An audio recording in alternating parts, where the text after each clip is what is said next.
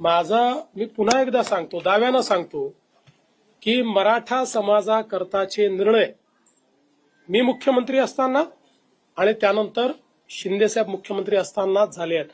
अण्णासाहेब पाटील आर्थिक विकास महामंडळ का 15 वर्ष डिफंक्ट होतं?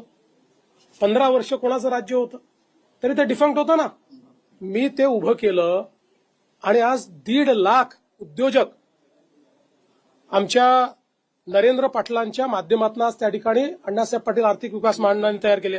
आज सारथीच्या माध्यमातून IAS IPS ऑफिसर तयार होत आहेत, MPSCचे विद्यार्थी तयार होत आहेत, स्पर्धा परीक्षांमध्ये विद्यार्थी त्या ठिकाणी टिकतात.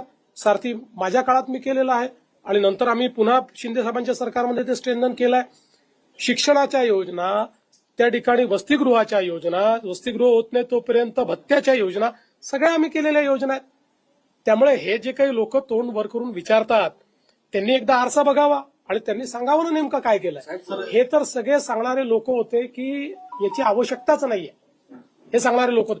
2.5 वर्ष जे सरकार होतं त्या सरकारने मराठा समाजाच्या हिताचा घेतलेला एक निर्णय दाखवा, एक जस्ट सिंगल वन निर्णय नाही दाखवा.